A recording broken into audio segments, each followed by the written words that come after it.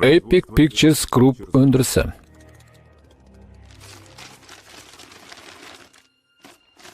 Хэллоуин. Идея автора Аксель Керролин. Тыңдаңыздар, Хэллоуин сүйгіш қауым. Обырлардың бетперделерін киетін мезгіл жетті. Себебі бүгін киелілердің күні. Менің жыл бойындағы ең сүйікті кезім.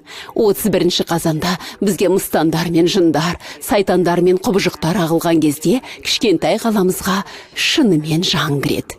Басты тақырып авторы Лало Шифрин. Тәтті сүйгіш. Режиссері Дэвид Паркер.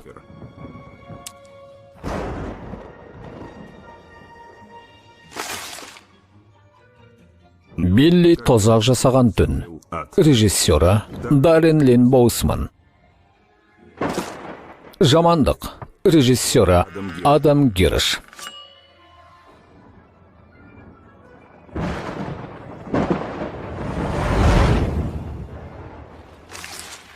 Әлсіз және күнәһар. Режиссері Пол Солит.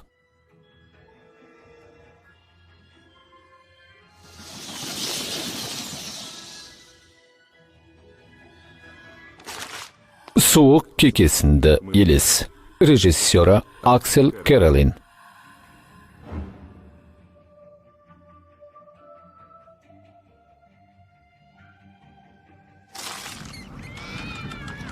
Диндон.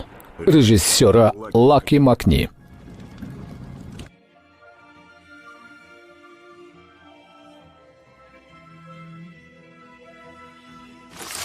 Демек, соғыс болады. Режиссерлері Джон Скип және Эндрю Каш.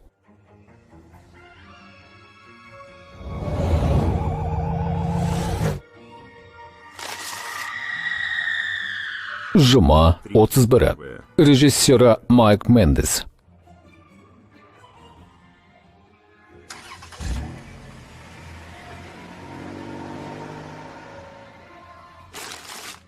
Расти Рекс үшін өтемақы. Режиссері Райан Шифрин.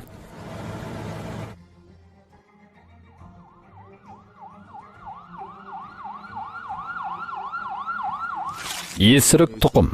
Режиссері Нил Маршалл. Құбыжықтар қаласы.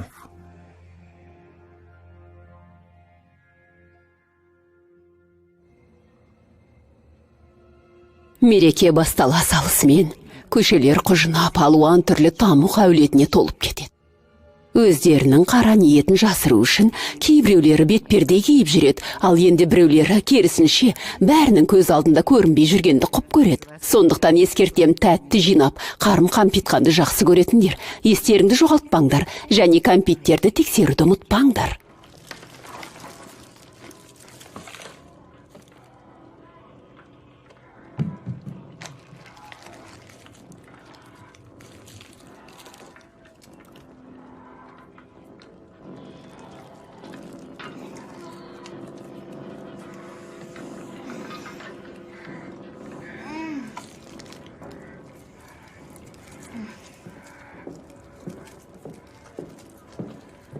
Әй, Майки, асықпа. Әйтпесе бәрі жабысып қалып ішіңді ауыртады. Мен неден құр қалдым? Көп ұзамай біздің Майки аяқты қоқыс шелегіне айналады. Түсінікті. Сараң болма. Майки, тәтті құмарға да аздап қалдырсаңшы. Тәтті құмар деген кім?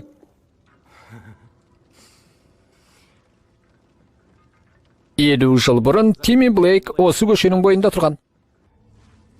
Тимми Хэллоуинді аса қатты жақсы көрген. Ол әртүрлі костюмдерді кигенді ұнататын. Ал бәрінен де жақсы көретіні ол кампит сұрау үрдіседі. Бірақ үйге қайтар уақыт тақағанда көңіл күйі бұзыла бастайтын. Бірақ ең күштісі де кампит жеуге болатын кез емес пе? Тек Тимми үшін емес. Тиммидің ата-анасы өте қатал адамдар болған. Олар оны кампит сұрауға жіберсе де, бірақ бірде-бір кампитті жеуге рұқсат етпейтін.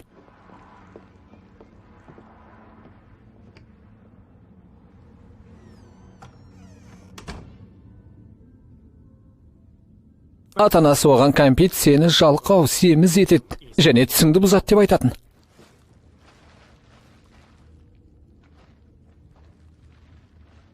Өз бөлмеңе бар ұлым.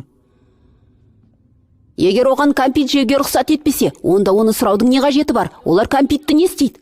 Тиммидің өзі де дәл осыны білгісі келген. Хэллоуиндердің бірінде ол бәрін анықтау үшін бұқпантайлап астына түседі.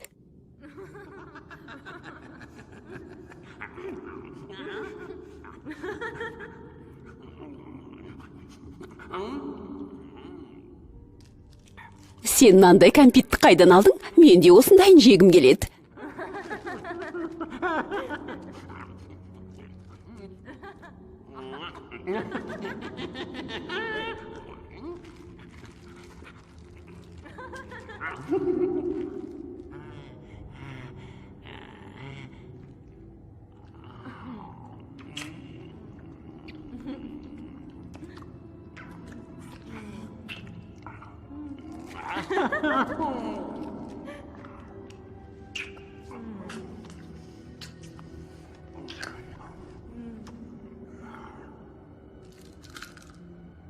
Қане мен дәмін көрейін. Міне менің жұмсақ кәмпитім. Ол сосын не істеді?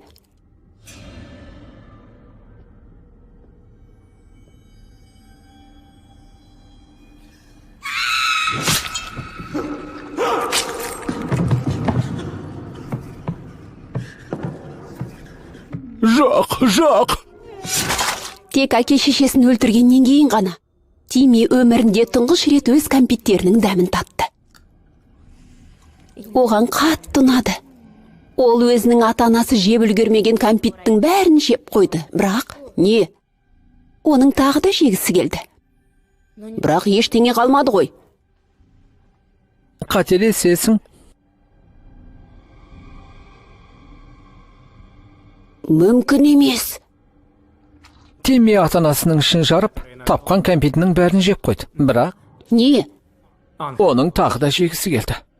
Ал енді әр Хэллоуинде, жыл сайын өтетін әр Хэллоуинде тәтті сұрап алу үшін оның зұлым елесі келеді. Егер онымен кәмпитіңмен бөліспесең, ол оны өз алып кетеді. Бір талында қалдырмайды. Тіпті сенің жеп қойғаныңды да. Бәрін. Тек тәттіге деген құмарлығын басу үшін.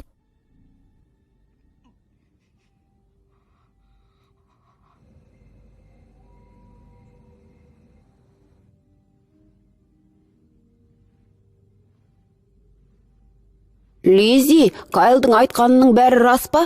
Бұл жай ғана ертегі, ол сені қорқытқысы келді. Ол сондай жексұрын. Ұйықтай ғой.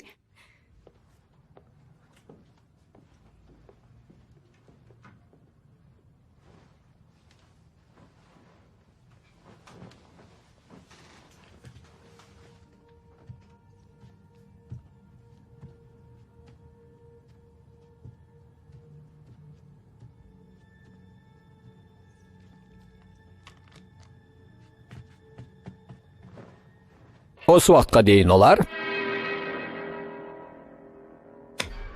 Сен не істеп отырсың? Хэллоуинді мерекелеп отырмын. Меніңше Майки бұтына жіберіп қойған сияқты. Маған қолдау көрсеткенің үшін рахмет. Ол бүгін қорыққаннан ұйықтамайтын болды. Біз бүгін бекер оның зәресін алдық. Қойшы Лиз, тәтті құмар жайлы хикая айту Хэллоуиннің өзіндік бір дәстүр емес пе? Біздің қаланың балалары түгелдей осыған сенеді. Бұлар арнайы ескерту сияқты. Білемін ғой, бірақ міндетті түрде ондай болудың не керегі бар? Күшті жігіт болудың ба? Жексұрын болудың. Оны мен емес, ол айтты. Қане, екеуміз бөлісейік.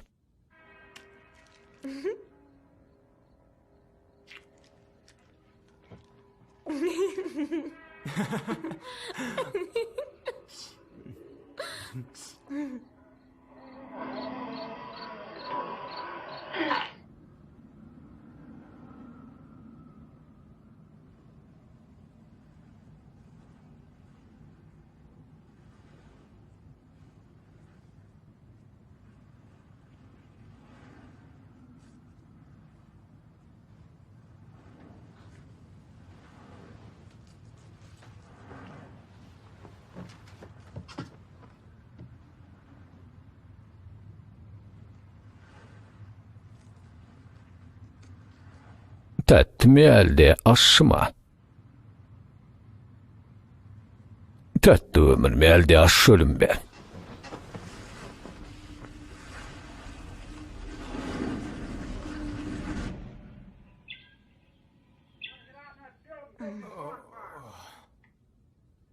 бәрін жеп қойғанымызға әлі де сене алмаймын. Өзімді сондай нашар сезінем. Сен қайда барасың? Барып дәрі әкелейін, қысып жібермей тұрғанда. Көріп қоймай тұрғанда андағы жерден төз. Тезірек әкелші. Білесің бе, бізге бір жерден тәтті табу керек болады. Ештеңе көрінбей Бұл сөзді енді айтпашы. істедім ғой. Сен біздің бәрімізді өлтіріп тынасың. Қане, басынан ат. Тура екі көзінің ортасын дәлде. Жақсы аттың. Жарайды, ол өліп қалды. Жүр, оны алып келейік. Өртеп үлгеруіміз керек.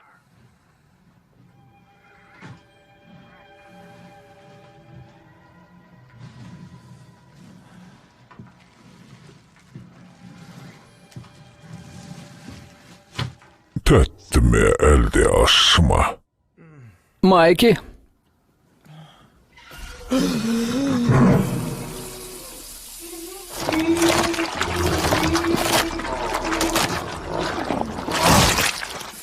Мен келе жатырмын, тоқта, құспай тұра тұр. Тірісің бе? Олар қуып жетіп қалды. Сенің кеткенің жөн. Майкидің ата-анасы көп ұзамай келеді. Кайл? Кайл!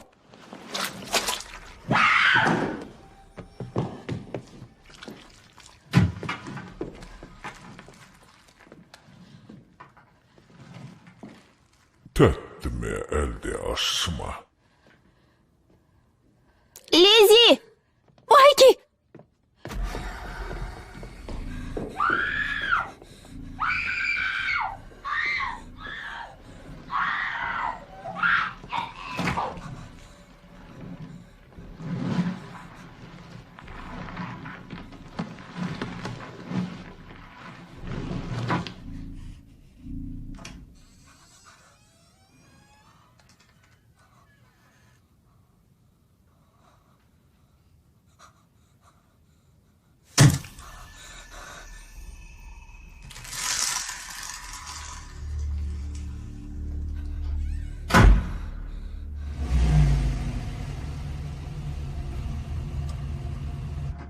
Сондай шаршадым, мен оны үйге апарғым келмейді.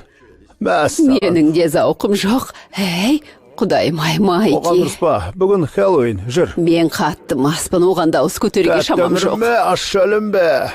Не, кәмпи жегін келе ме? Менің кәмпит жегім Мені келе. жегін келмей ме? Тыныш. жарайды. Күтуші әлі осында, сондықтан тыныш. Мен мұна киім Мен шешпеймін, келсем. саған уәде берем. Уәде бересің бе?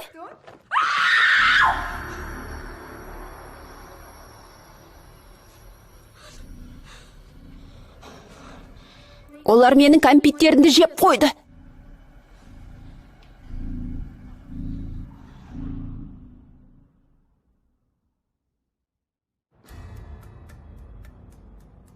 Қап, осыған қалайша келісімді бердім. Қазір күндіз күш, ал біз жын сияқты киініп алдық. Осы киімді киіп тұрғанымда сен кез келген нәрсеге келісесің. Мен осындамын. Сен әпкен киіміңді тартып алғанына ашулысың ба? Мұна мен қалай демалып келесің?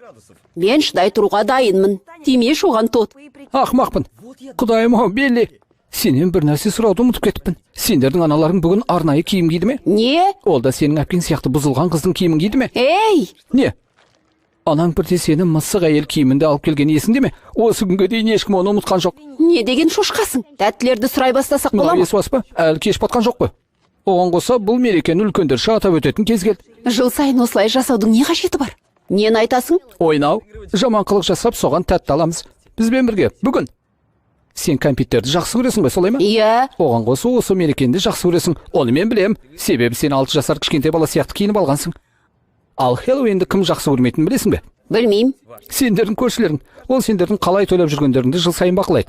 Ал ол тым болмаса бір рет үйін безендірді ме? Жарық жағып қойды ма? Ешқашан. Неге оған жұмыртқа лақтыруым керек? Оның үйін неге жыл сайын белгілейді деп ойлайсың? Есімді білгелі осы күні үйіне жұмыртқа лақтыратынбыз.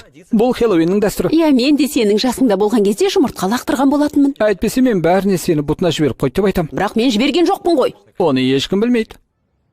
Билли бұтына жіберіп қойған капитан. Билли, бұтына жіберген Бұтына капитан. жіберген капитан. Бірақ мен ешқашан бұтыма жіберген емеспін, рас па? Жарайды. Қане, қорқпа.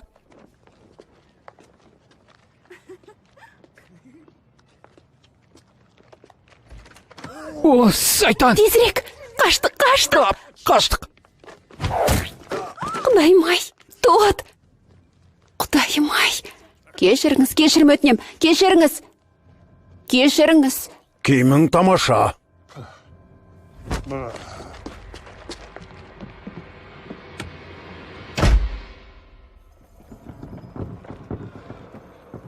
Мен лақтырғым келген жоқ. Мен білмедім ғой. Нақты нені білмедің? Сендер, бұзақылар, жылдар бойы менің үйімді бүлдіріп жүрсіңдер. Оның айтуынша бұл Хэллоуин дәстүрі. Тыныш! Жас жігіт. Бүгін сен Хэллоуиндегі нағыз қалжыңдың қандай болатынын білесің. Билли, түсінікті ме? Айтпақшы, осы жылы сенің анаң тағы да арнайы киім кие ме?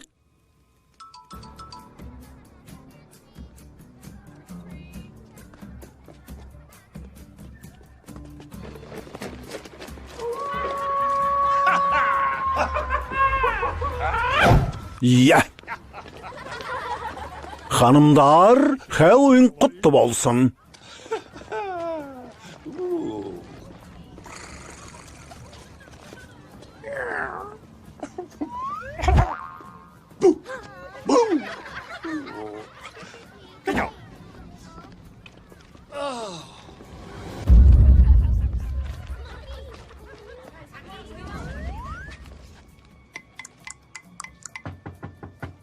Хэллоуин құтты болсын.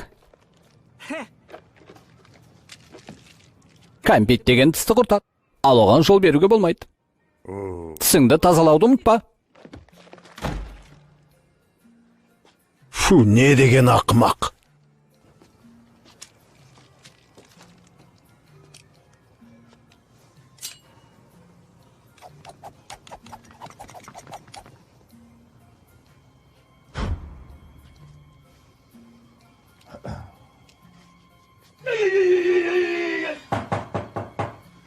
Хэллоуин құтты болсын.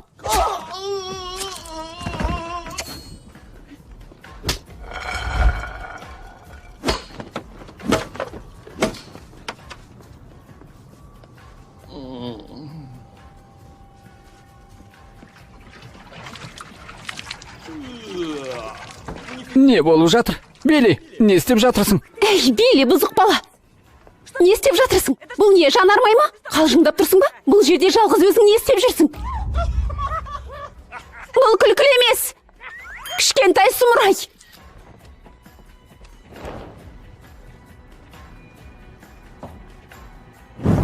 Иә. Керемет. Ұстаңдар, балалар. Хэллоуин құтты болсын. Хэллоуин құтты болсын. Ұстаңдар. Хэллоуин құтты болсын. Мырза, сіз не істеп Маған жатырсыз? маған кәмпит бер деймін. Ей! Ұста, қане, кәмпиттерді ал. Қане, ана біреуді атты сыш, қане. Ат, қане, өлтір.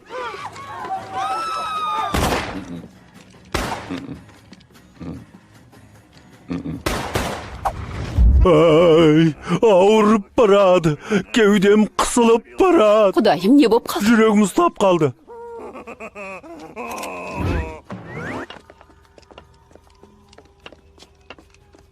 Сіз әдірен кәрі емессіз бе? Иә.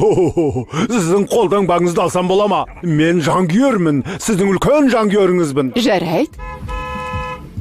Рахмет. Оқасы жоқ. Әдірен кәрі! Сізді Твиттерде қанша адам оқиды? 500 мыңдай. Жоқ, 500 мың және 1.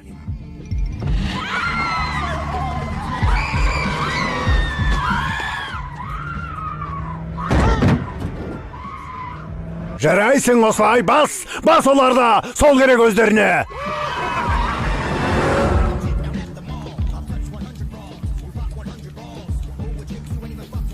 Билли Томпсон, түн патшасы.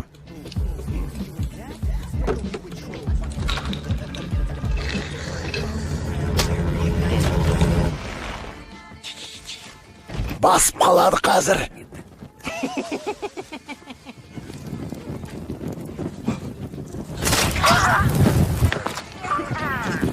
Құдайым-ау! Қайтатын уақыт келген сияқты. Жарайсың, достым. Жарайсың.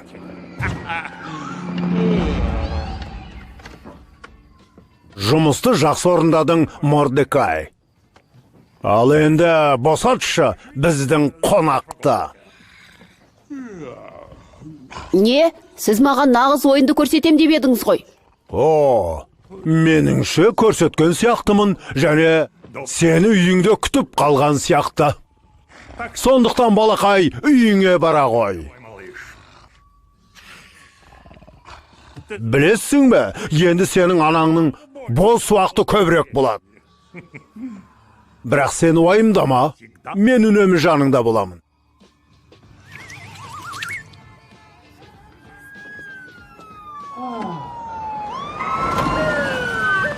Тоқта, жерге жат, қолыңды желкеңе қой. Қолдарыңды көрсет. Жат жерге. Қозғалма. Сәне, бұтыңа жіберіп қойдың ба? Қараңдар, бұтыңа жіберіп қойыпты. Саған не болды өзі?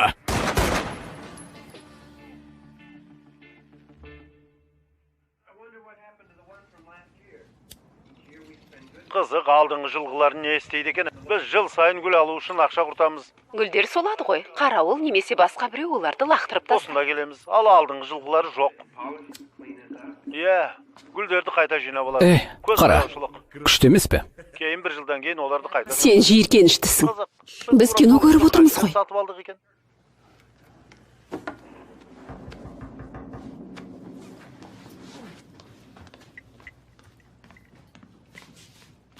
Тәттіме әлде ащы ма? Мәссаған алыңдар. Рахмет, киімдерің әдемі екен. Осы жылы неге қарақшылар көп? Әр екінші баланың бір көзі таңулы. Мүмкін бәрінің бір көзі жоқ шығар. Не деген жексұрынсың? Толып жүрген мүгедектер, ағаш аяқтар, жалғы көзділер, сайтан алғыр, маған кәмпит берші. Артыңнан келе жатыр. Доғар, мені қорқытпа. Сенің кезегің. Құдайым-ау! Ол артыңнан келе жатыр. Бар. Жарайды. Жетер, сен бала сияқтысың.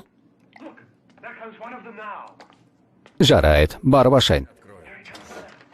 Балалар. Ол келе жатыр, мен бұл жерден кетем. Сәлем, ханшайым. Не дейсің? Жарайсың. Сендер қосылған ром ішесіңдер ме? Жоқ, рахмет. Сау болыңыздар. Сау бол.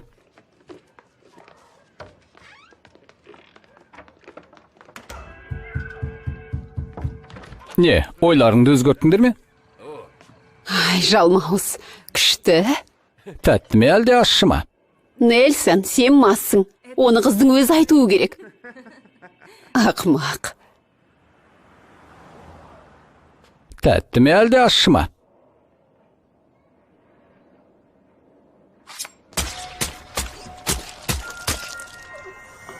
Ащы!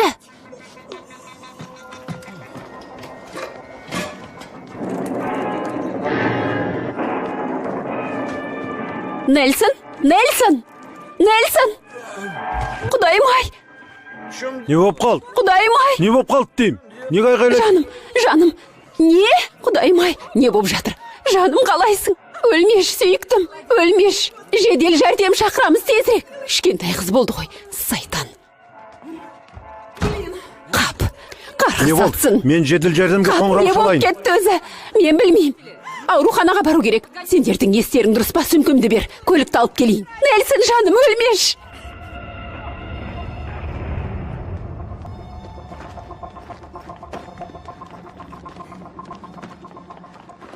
Жоқ, сайтан. Қарғысатсын.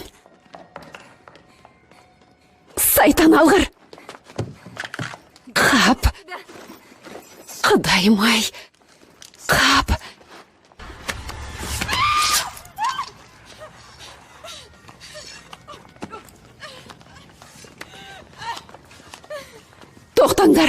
Тоқтаңдар, не болып жатыр? Жоқ!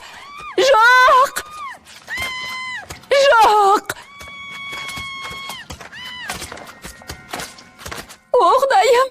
О, Құдайым ай, не деген сұмдық. Көлік қайда? Қазір жаным бәрі жақсы. Бәрі жақсы. Кім болды ол? Кім болды? Жас қыз. Ас сайтан, қарғыс атсын. Қарғыс атқыр. Не? Мария. Не болды? Қап. О, Не? Құдайым ай. Жаным, бәрі жақсы. Жоқ, жоқ. Құдайым ай.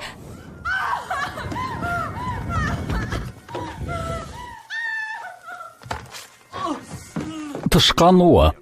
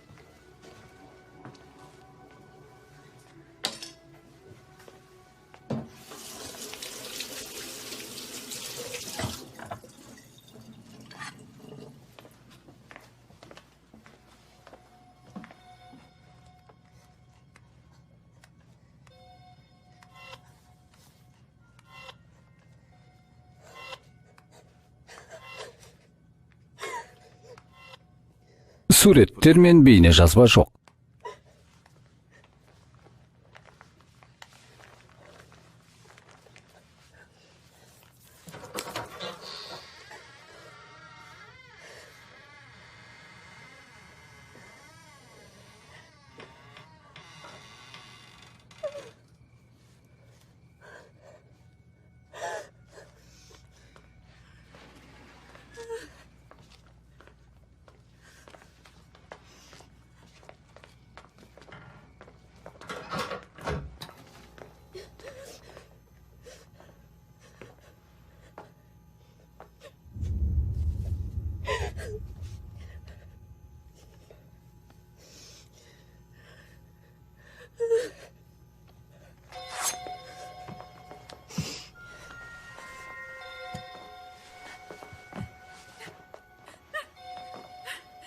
Жоқ, өтінем, жоқ. Жоқ, жалынам. Жоқ, өтінем, жалынам. Керек емес. Жоқ, жоқ, өтінем. Өтінем сендерден, керек емес. Өтінем. Хэллоуин құтты болсын, жексұр Науру. Жоқ!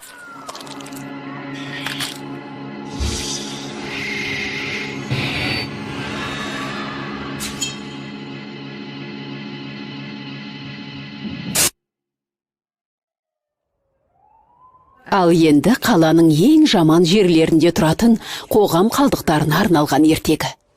Бастарыңды тік ұстаңдар, құйрықтарыңды сақтаңдар. Себебі киелілер түнінде әлсіздерге көмекке қатыгез кек алушы келеді.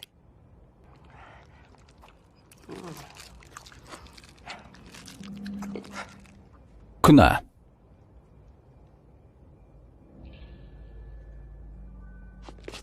Жоқ. Тоқтаңдар. Тоқтаңдар. Жігіттер. Тоқтаңдар. Қойыңдаршы.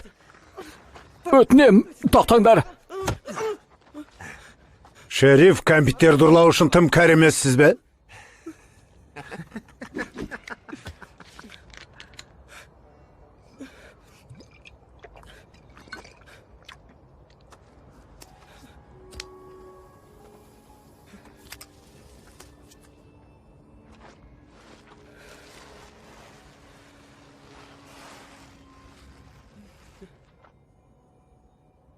Тұяқтарын көрсетіңдер. Өтінем, Элис, өтінем. Жалынамын, Элис, өтінем, Элис. Жоқ. Тоқтаңдар. Жоқ.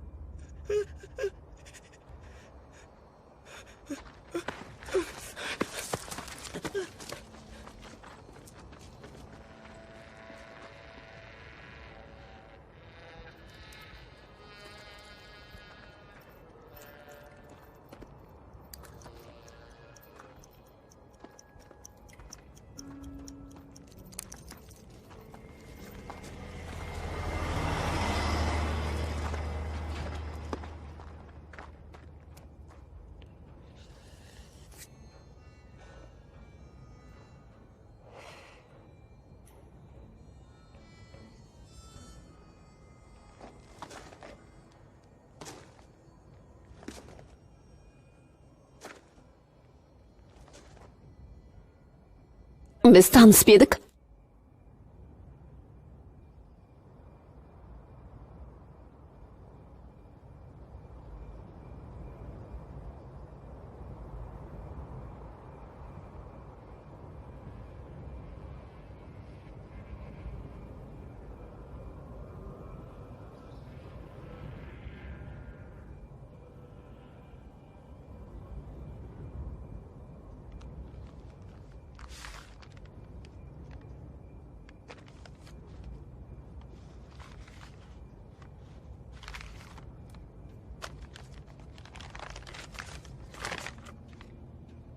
Күнәһардың қаны әлсізді ренжіткен жерде төгіледі.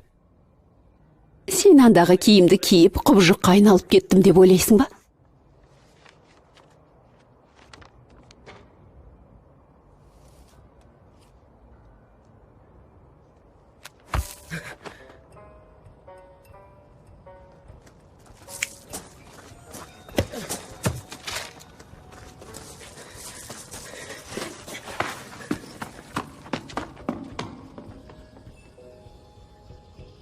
Кеттік.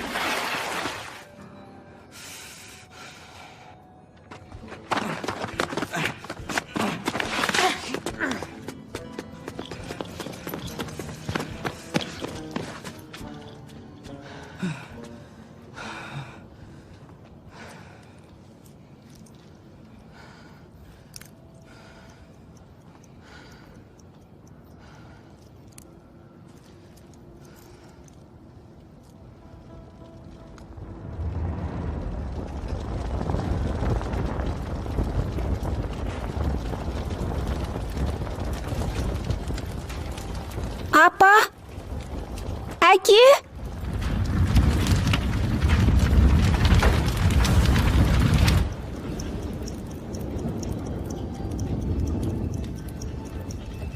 Әкеме.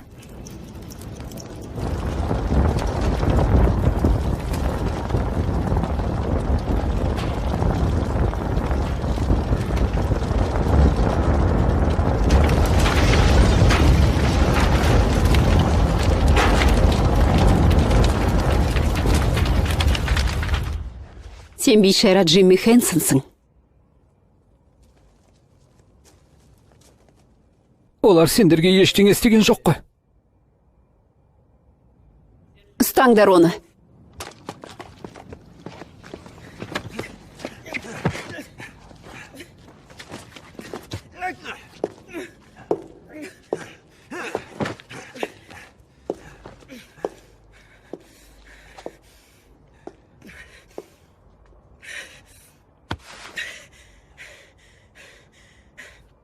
Денеге сөз жазылған кезде шақыру жіберіледі.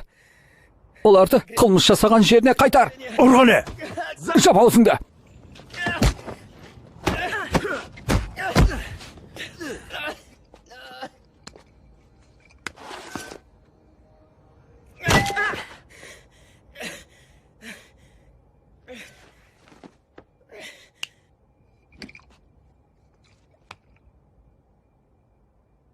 Сен білесің бе? Өзінше бір өлеңдегідей.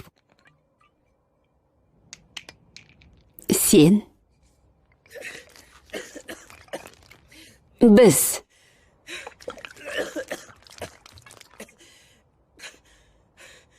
бірге, киелілер түнінде.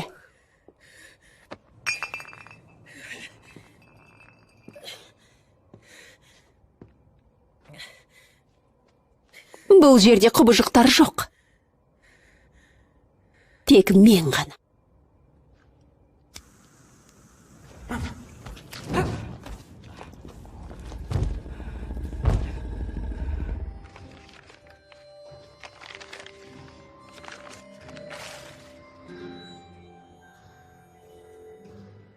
Сайтанды Хэллоуинге шақыру үшін киім кию керек.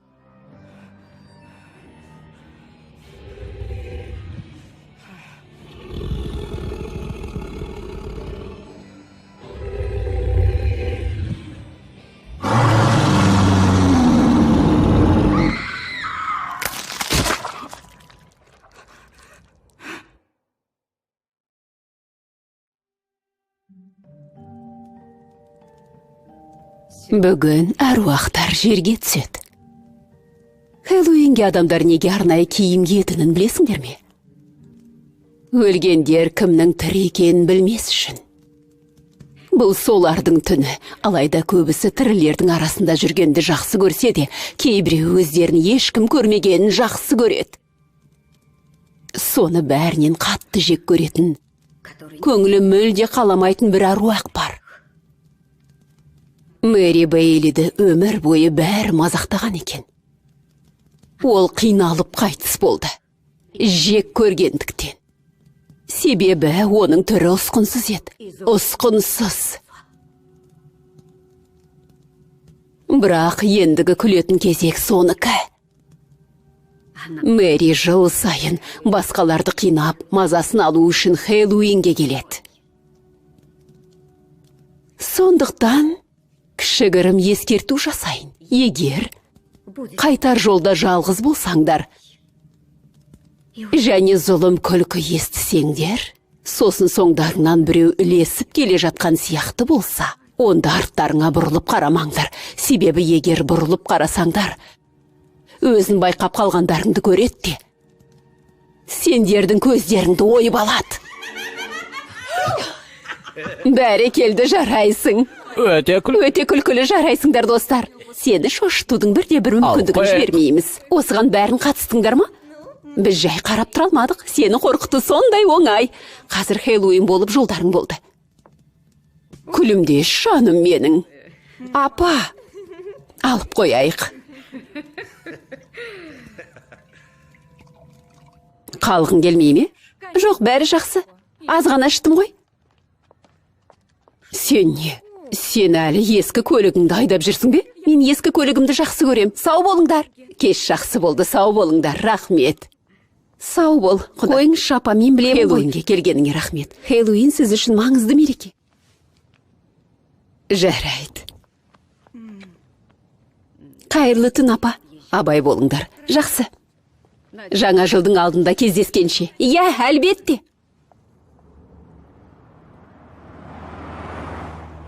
Мыстан уақытының келгенін білдіретін өлеңдеріңіз. артыңа қарасаң, мені көресің. Мен мәңгілік сенің артыңда тұрам. Сен жалғыз болмайсың. Қайда барсаң да, жаныңда мен болам.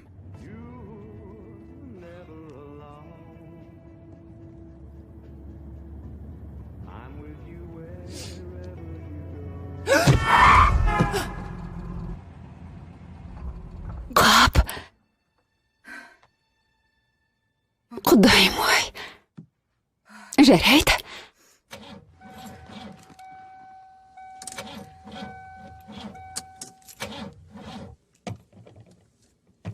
Қане. Қап.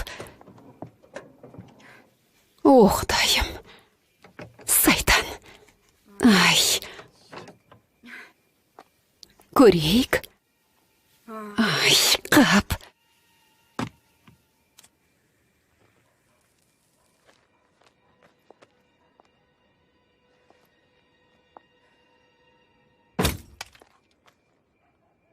Қарғыс атсын.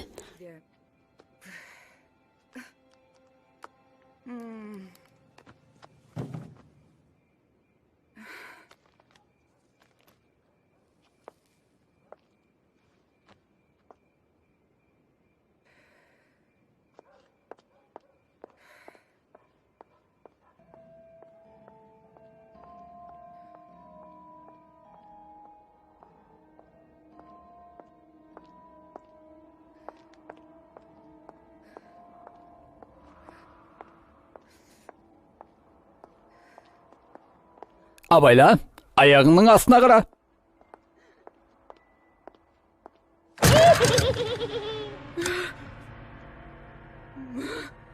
Мэри Бейли, не деген сандырақ?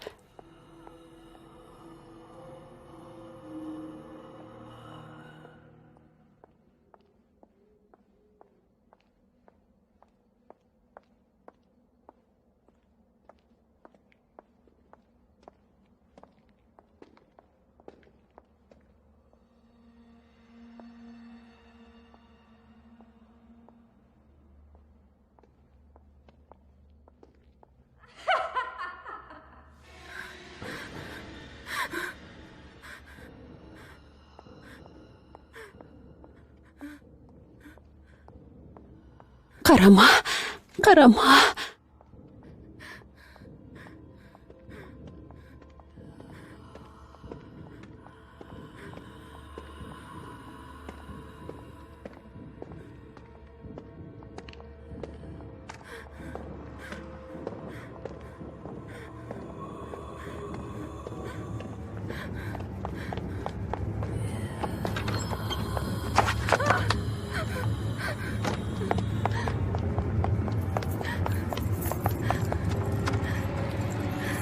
Қане.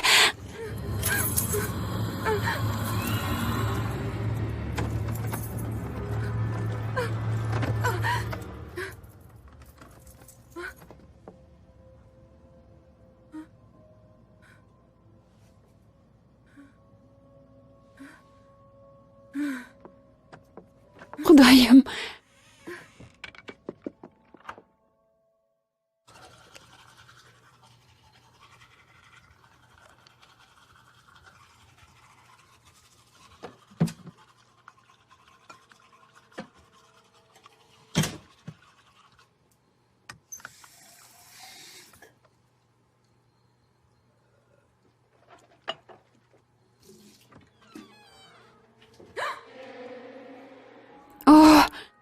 Достым, шошыттың ғой мені. Не істеп жатырсың?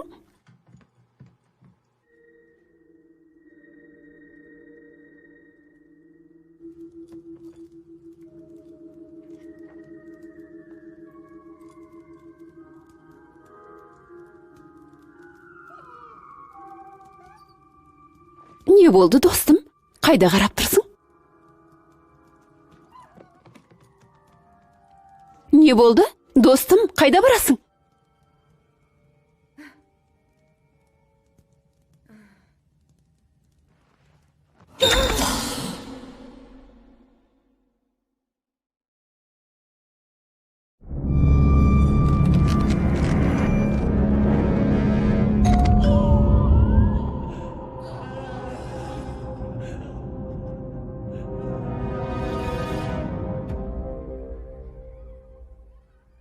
Джек пен Боббидің үйі.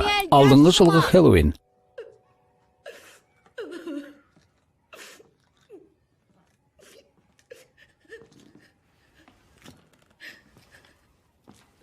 Мына балаларға қараш. Бұл әділетсіздік. Білем, қымбаттым. Бері қарашы. Тәтті ме әлде ащы ма? Не істеп тұрсың, Джек? Білмеймін, басыма келген ой. Біздің итімізді Рапунцель сияқты киіндіріп, баламыздың жоғын ұмыттырам деп ойладың ба? Гретель. Не? Бұл Гретель. Ертегі есіңде ме? Гензель мен Гретель сияқты.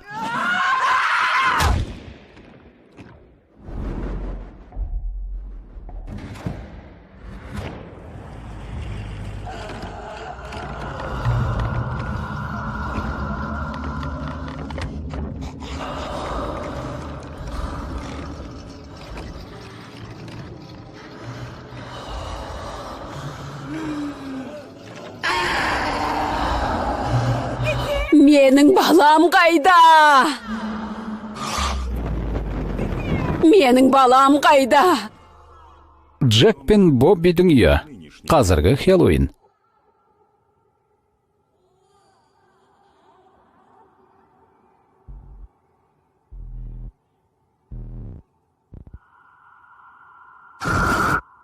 Мен оған қалағанын бере алмадым. Менің балам қайда? Бүгін бәрі басқаша болады, Джек. Біз тығылмаймыз. Біз көңіл көтеретін боламыз. Бізге көңіл көтеру керек. Солай ма? Сенің көңілің түсіп кетпей ме, қымбаттым? Неге мына тамаша балалар менің көңілімді түсіру керек, Джек?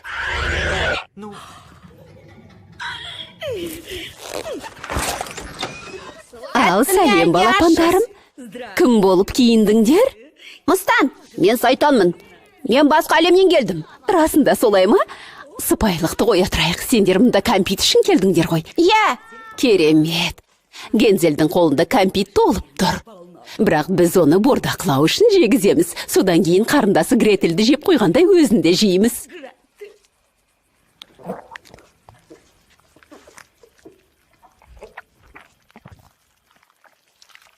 Фу! Өзін қалай жеп жатқанымды есту үшін құлағын ең соңынан жедім.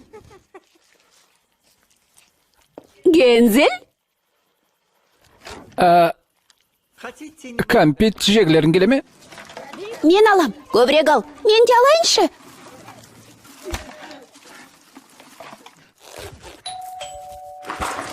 Сөздеріңді ұмытып қалма. Тәтті ме әлде ащы ма? Мен оны қалай жегенімді есту үшін құлағын ең соңынан жедім.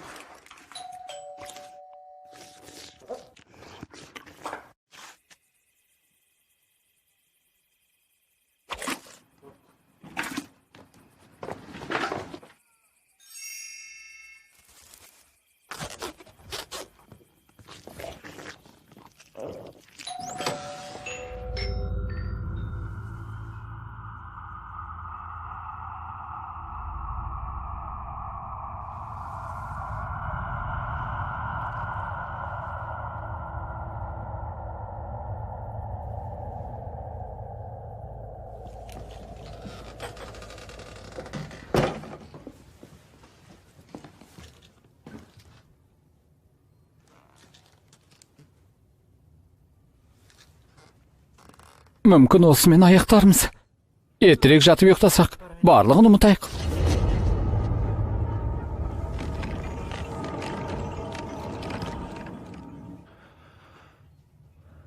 Сен неге мені мәжбүрлейсің? Мен оны қаламап ем.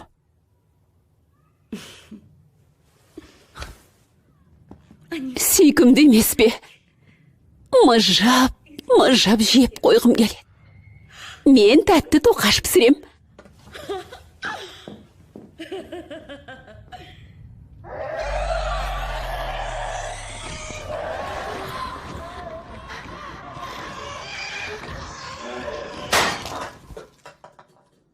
Мүмкін біздің жолымыз болмай жүрген шығар, Джек. Әлде мен тура қазір жүктім бе? Ал біз оны әлі білмейміз.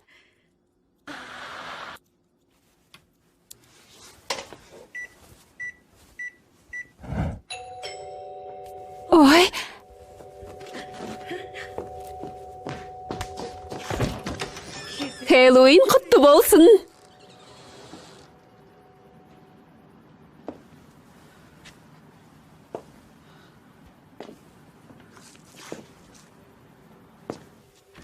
О, сәлем. Адасып жүрсің бе? Анаңды табуға көмектесейін. Бәрі жақсы. Үйге кіреміз бе? Ол жер қауіпсіз. Бұл сіздің ұлыңыз ба? Тоби? Саған менен қашпа деп айттым ғой.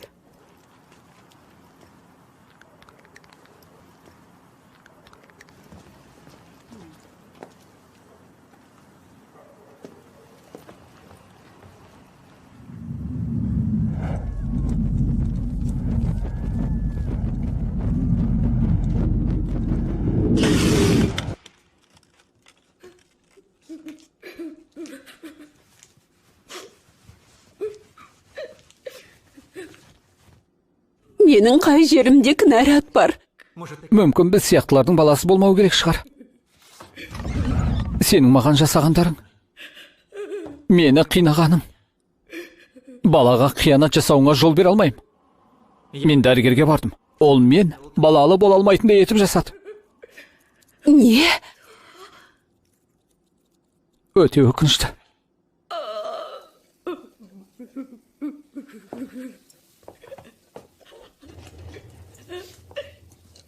Сен...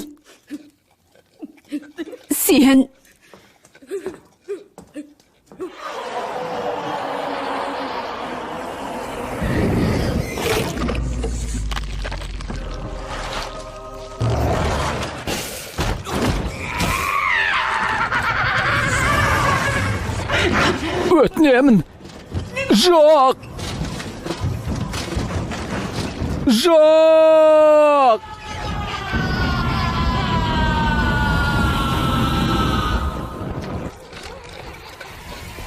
Мен еріп барам.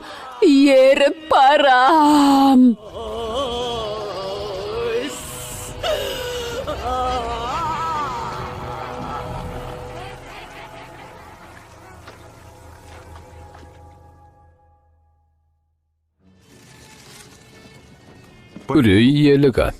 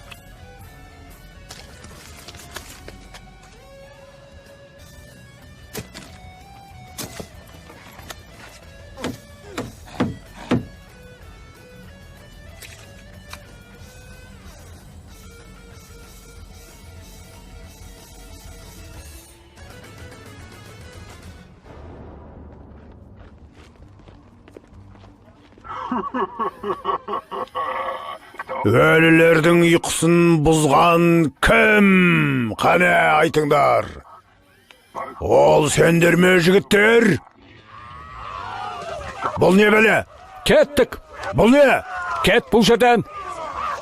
Көзіңді құрт. Кеттік бұл жерден.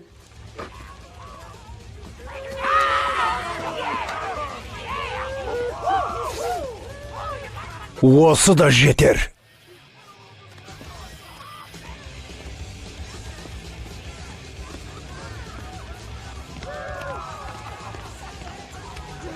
Тағы да біраз қорқыныштырақ болу керек. Не?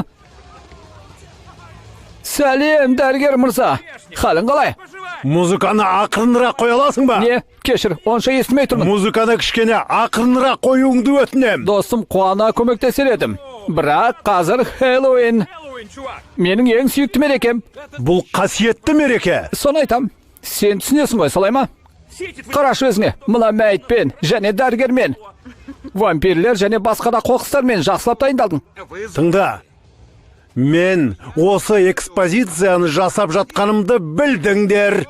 20 жыл бойы тура осы күйінде.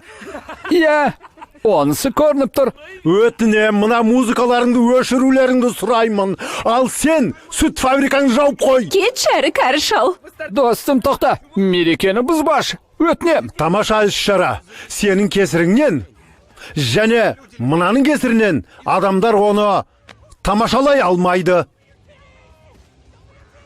Сенің ана жерде жасағандарың маған ұнайды. Кішкентай балақайларға арналған. Балабақша сияқты. Иә, міне осыны түсінем. Жарайсың. Бұлай тұр. Дәл осылай. Ағай, не болды? Есің дұрыс па? Данте, оған көрсетші.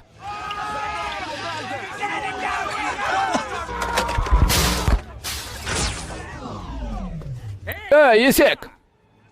Өзің де түсініп тұрсың ғой. Бұл соғысты білдіреді. Қане. Жоқ. Олай істеме. Қират, сындыр.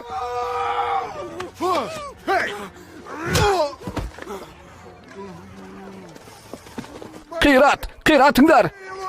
Бұл қызықсыз экспозицияны не тірілт алатынын білесің бе? Біраз ағылған қан. Жоқ! Ұр оны. Соқ. Қане. Ұр. Соқ. Жақсылап соқ. Ұрыңдар. Ұр оны. Ұр. Аямаңдар. Ұрыңдар. Ұр. Аяма. Ұр. Теп. Соққыла. Ұрыңдар. Қорқпа деймін. Ұр. Өлтір оны. Жарайсың. Аяма. Қаттырақ. $20 қалды. Я, білсін, $20. Ұр. $20. Мәс саған. Қане. Мен саған ақша тіктім. Өлтір оны. Қане. Жақсылап ұр. Дұрыс. Аяма. Дырақ. Ұр оны. Иә, сүйіктім. Дәл осылай. Ұр оны.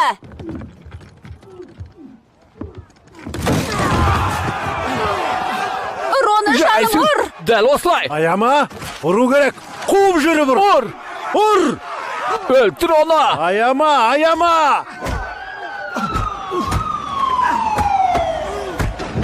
Иә. Ұру керек. Жаным, ұр. Тоқтама. Ұр. Мен сен үшін ақша Соқ. тіктім. Аяма. Ұр. Соқ. Ұр. Ұр. Жақсылап ұр. Өлтір. Ұр.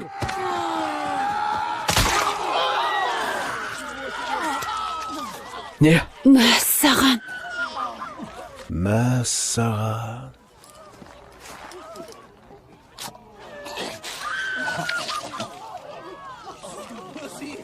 Құрып кеткір. Қап.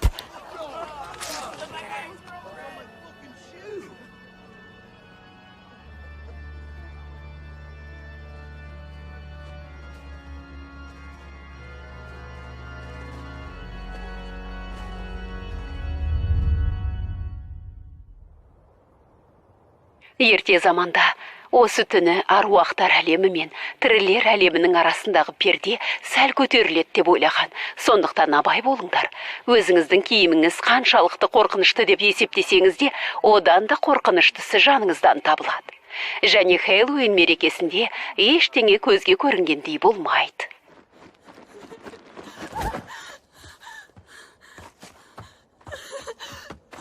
Жоқ!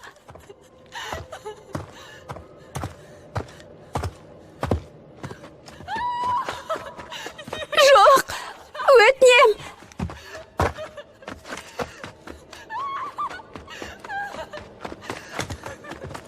Көмектесіңдер.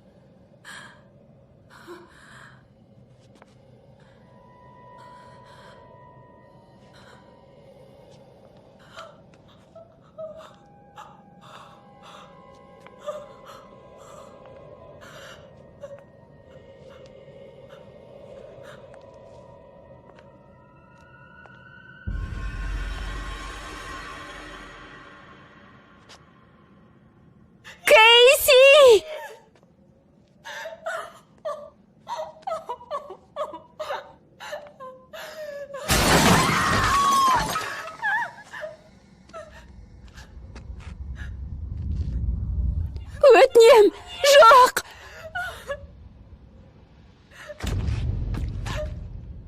Олай жасаудың қажеті жоқ. Жоқ. Жоқ, олай жасамаш.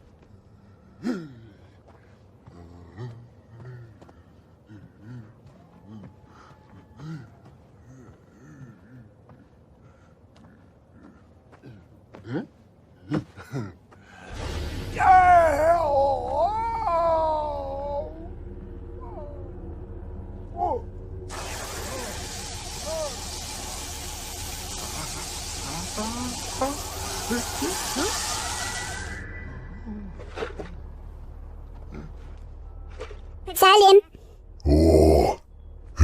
Сәлем. Тәттім әлде ашыма?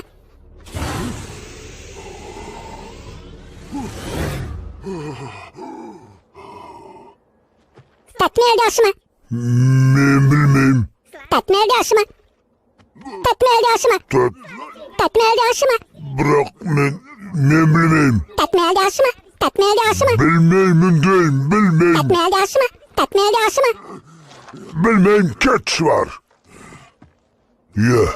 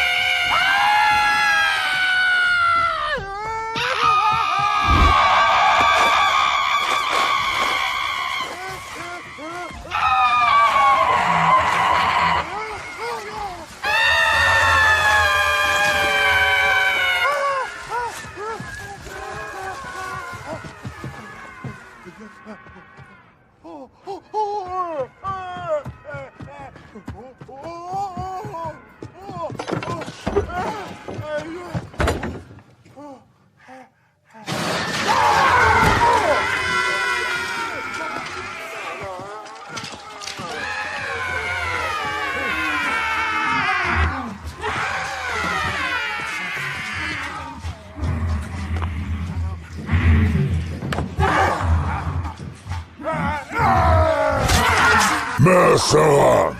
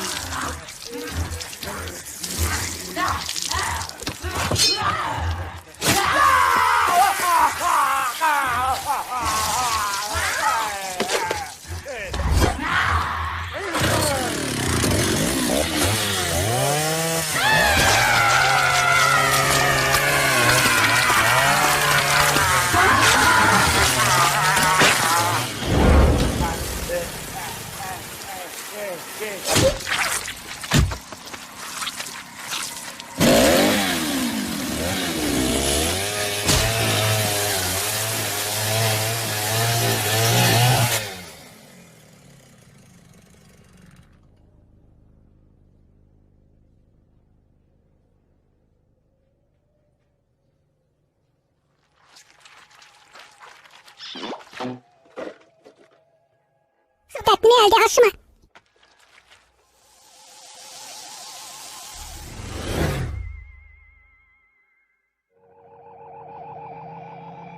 Балалар, әлі ұйықтаған жоқсыңдар ма? Әлде төсектеріңді ұйықтап жатырсыңдар ма? Түн әлі аяқталған жоқ, қауіп әлі сейілген жоқ. Менің сендерге арнаған бір шағын тосын сыйым бар. Бетперде. Бетперде. Неге мен ханшайым болуым керек? Себебі біздің бетпердеміз екеуі, және мен әлбетте ханшайым болмаймын. Әне, келе жатыр, дайындал.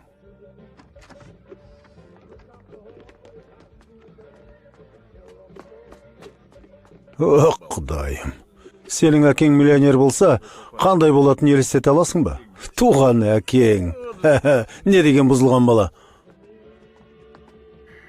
Банктерді тонау дегенді былай қояйық. Ал адам ұрлау? О, құдайым, распадач, мұндай сандырақсыз болмай ма? Біз оған зақым келтірмейміз. Жаңа Рекс Enterprise біз айтқандай бағамызды көтере алады. Маған сен. Егер біз оны көздеп жүрсек, тура қазір баруымыз керек. Бұдан жақсы мүмкіндігіміз болмайды. Жарайды, тыныш, аузыңды жапшы. Кеттік, болды. Жүр. Жарайды.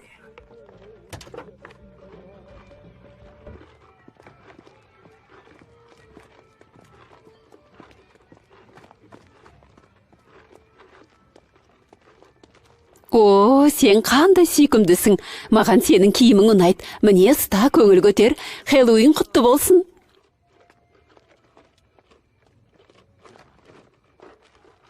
Тәтті ме әлде ащы ма? Ол үшін тым үлкен емессіңдер ме? Тәтті жеу жасқа қарамайды. Жоқ алшы.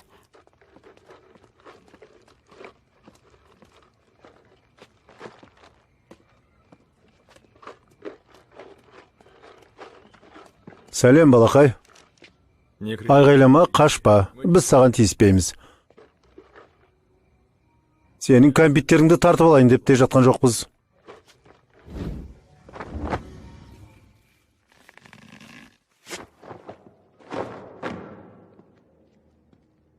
Айтайын дегенім, бұл тым жеңіл болды. Айттым ғой, бұл жақсы жоспар. Ал енді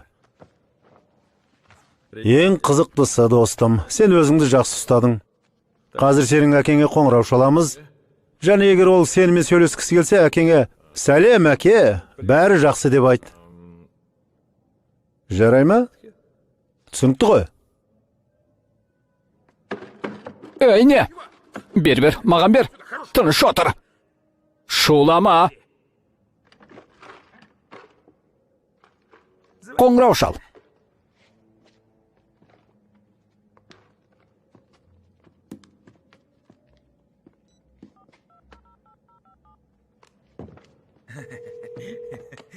Алло. Жебедар Рекс? Тыңдап тұрмын. Өте мұқият тыңдаңыз, Рекс мырза. Сіздің ұлыңыз біздің қолымызда. Егер оны тірі көргіңіз келсе, менің айтқанымды бұлжытпай орындаңыз. Рас дейсендер деме? Иә, оны 5 миллион Бенджаминге қайтара аласыз. Сендер өте үлкен қателік жібердіңдер. Қорқытатындай жағдайда емессіз, Рекс мырза. Бейшара ақымақ. Не істеп қойғаныңды өзің білмейсің. Жоқ, менің ойымша мен... Алло, бұл не? Қап, тұтқаны қоя салды. Қайта қоңырау шал. Жарайды.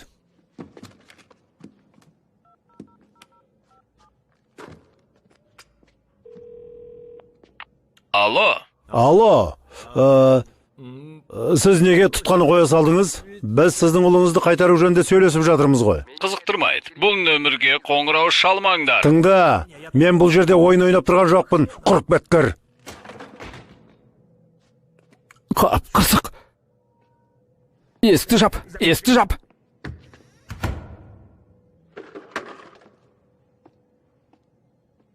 Бері шық, балақай. Мен 5-ке дейін санаймын. Егер соған дейін бізге қарай шықпасаң,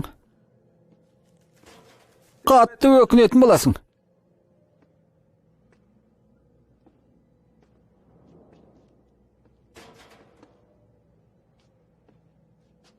Бір, екі, үш, төрт.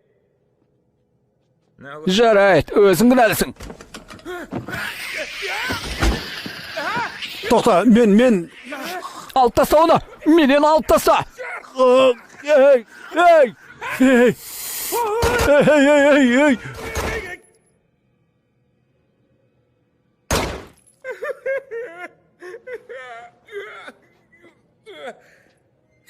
Бұл кішкентай бал емес. Сайтан.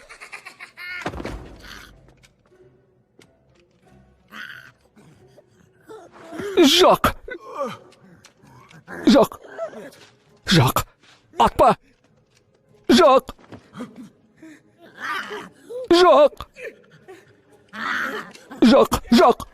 Қарғыс атсын. Болды қой. Қап. Таста балақай. Андағыны таста. Қап.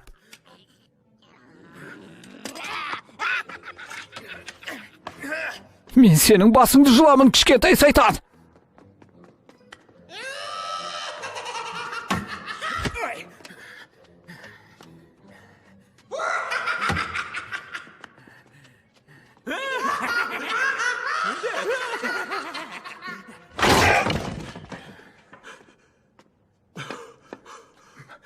Біз оны не істейміз? Маған бір ой келді.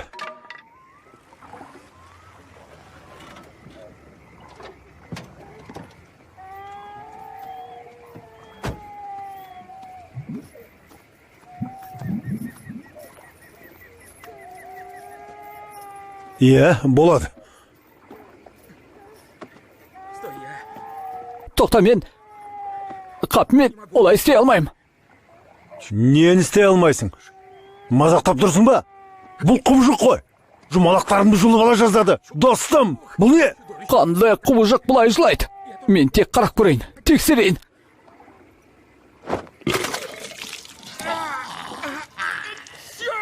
Қырсық!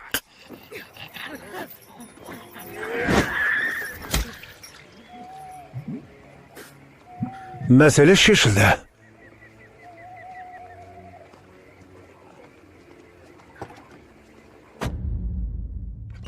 Біз бұны есімізге түсірмейміз деп уәде бер. Бұл өте жаман болды. Әлі сол жерде болғаныма сен алмай тұрмын. Келсем, ондай болмады деп есептейік. Бұл не болып жатыр? Не?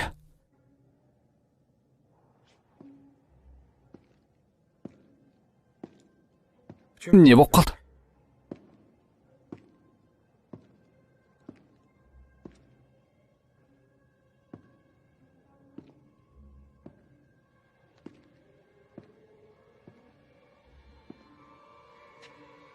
Бұл не?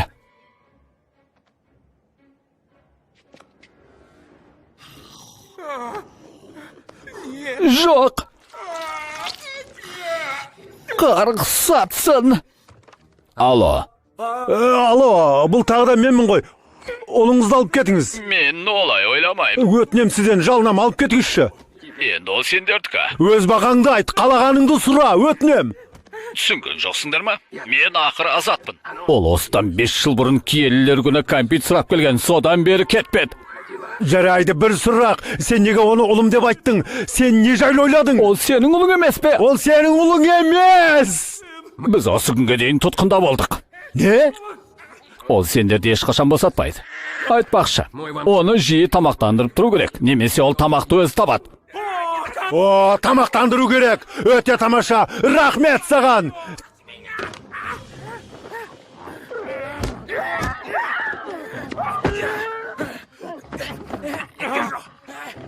Ұстап тұрмын.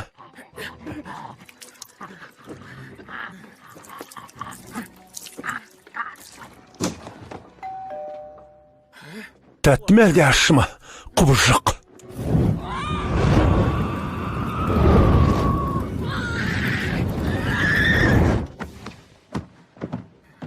Жарай, жақсы. Күн шыққанша көлікпен жүрейік деген ұсыныс бар. Содан кейін тоқтамай ары қарай кете берейік. Бұл қалада адамдар да керек емес. Адам ұрлаудың қажеті жоқ, достым. Амин, достым.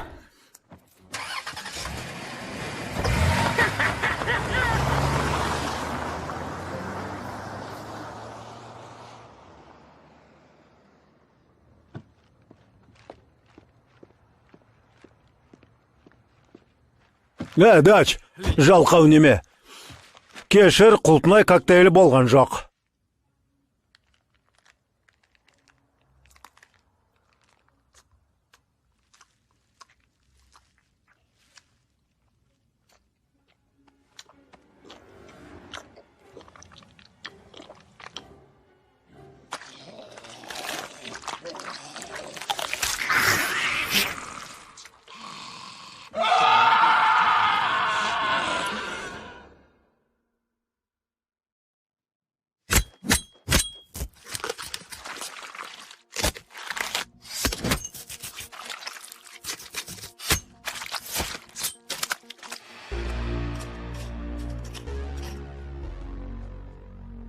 Мінеки, қараңдар, менің кереметім. Иә, жаман емес. Жарайды, кеттік. Кешке бару керек. Мына жерді жинайын. Тезірек. Жарайды.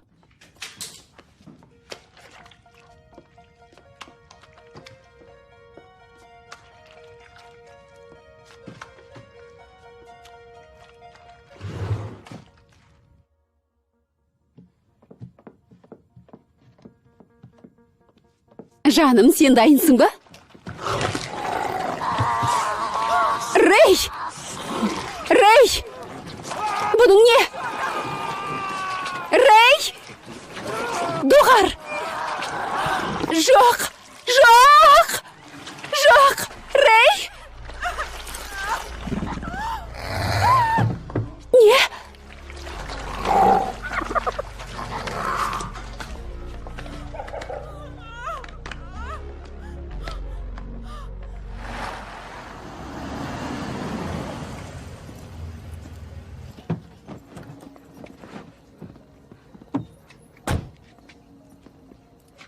Макнелли тергеуші келгеніңізге көп рахмет. Бұл жерде не болды? Өте сұмдық көрініс. Біздің түсінуімізше күйеуінің басын біреу тістеп жұлып алған. Жұлып алған кім? Мен білмеймін. Мүмкін аң шығар.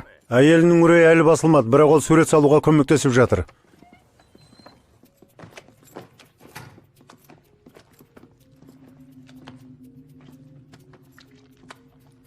Құдай-май, басын блендерге салып жіберген бейшара сияқты. Оны өзі жасайын деген. Ал тергеуші Боб осында ма? Қарап шықты. Әйелі қайда? Ана жақта.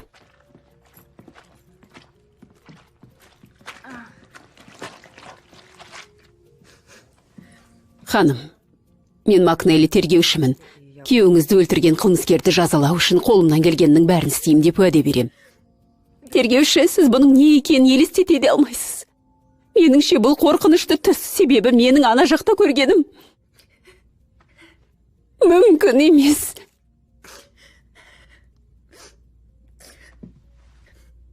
Жарайды, бізде не бар?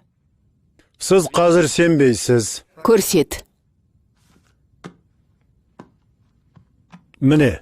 Сүйкімді Рембрандт. Асқабақты іздеуге қалай қоям? Тергеуші, Иә, капитан сізді бөлімшеде көргісі келеді. қап. Тоқтай тұрш, Кевин. Кевин, бөтен адамдардың есігін менсіз тоқылдатпа, естідің бе? Иә, апа.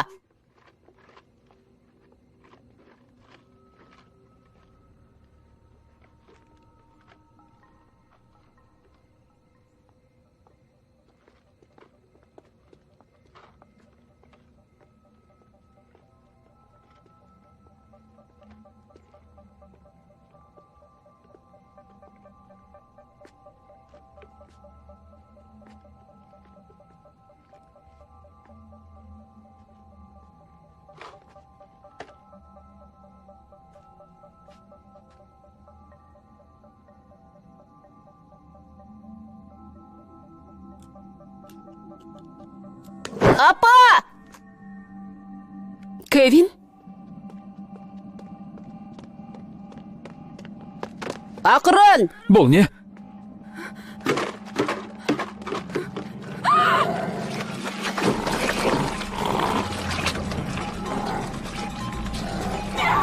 Кевин!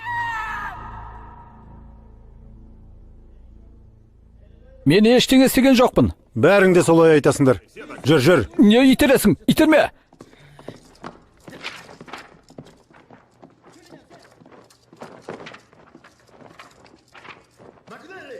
Макнелли, жылдан бер кел.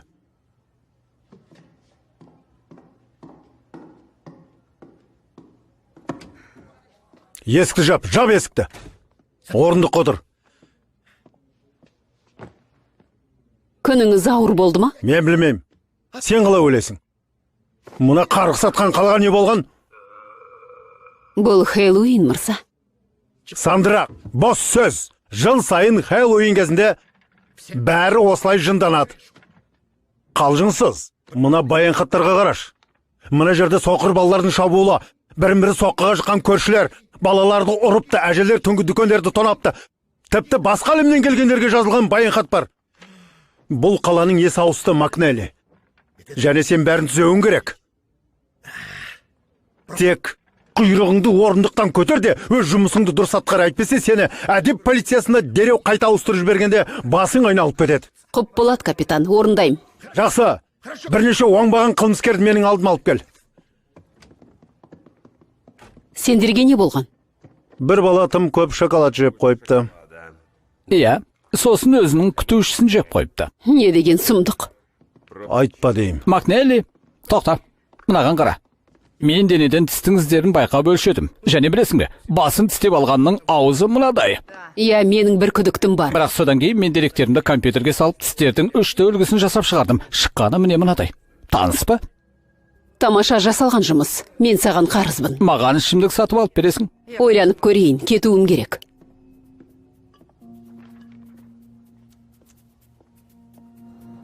Сәлем, қанышерлер. Түнгі 12 болды. Мыстан уақыты туды деген сөз. Осы мезеттен бастап небір үрейлі оқиғалар мен нағыз қорқынышты сұмдықтар басталады. Есіктеріңді жауып алыңдар, кәмпиттеріңді мұқтап ұстаңдар. Себебі енді нағыз Хэллоуин өз күшіне енеді. Макнеллиді шақырамын. Юнион мен Бейкердің бұрышында өрт шықты. Өрт сөндірушімен жедел жәрдем келе жатыр. Ол жерде не болып жатқанын мен білмеймін, бірақ бұл тұнып тұрған сұмдық сияқты. Естідің бе? Келе жатырмын.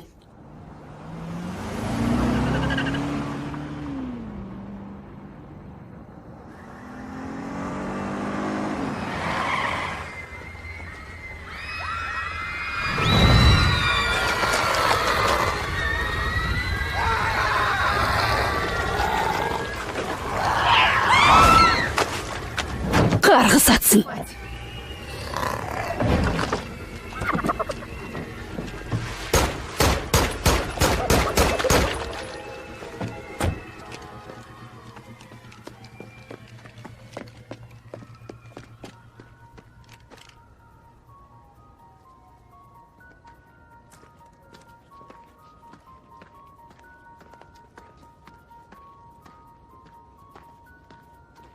Қап.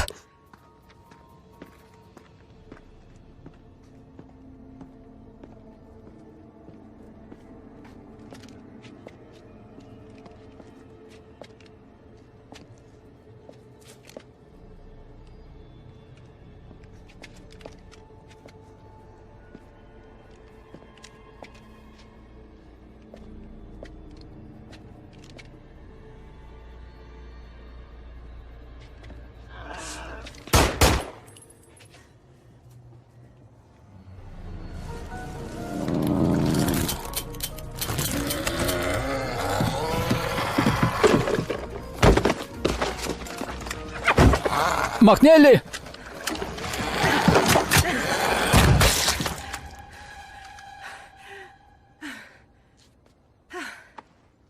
Көмектесейін деп шештім. Дер кезінде келдің. Саған ішімдік алып берем.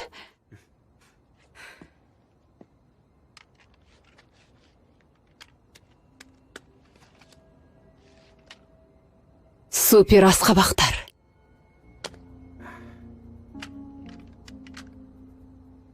Кеттік.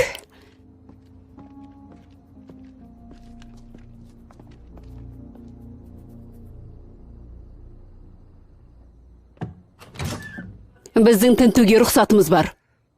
Тыңдаңдар, мен маңызды жұмыспен айналысып жатырмын. Баса көктіп кіре алмайсыздар. Жоқ, кіре алам. Мен қарсыласпаушы едім, оның көңіл күйі жоқ.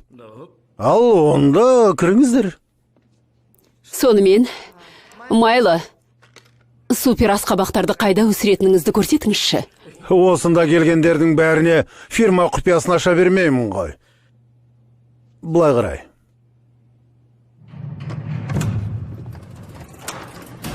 Жарықты қосайын. Уақытты созбаңыз.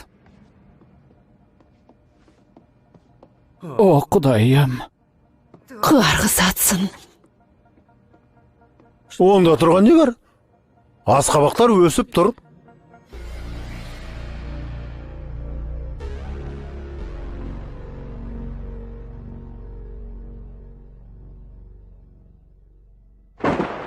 Мыстан уақыты бітті. Тыңдағандарыңызға рахмет. Келесі жылда көріскенше, Хэллоуин құтты болсын. Құбыжықтар қаласы.